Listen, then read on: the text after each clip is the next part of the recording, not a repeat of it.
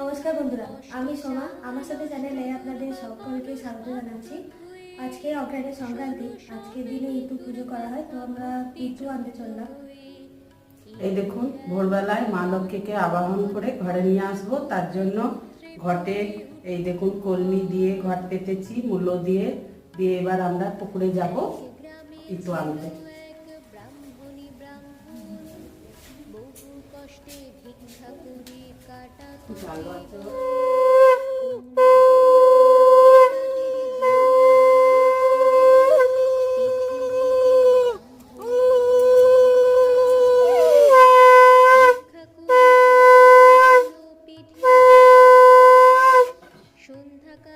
এই দেখুন, মাকে এখানে রাখলাম, তারপর ব্রাহ্মণ আসবে, এসে পুজো করবে।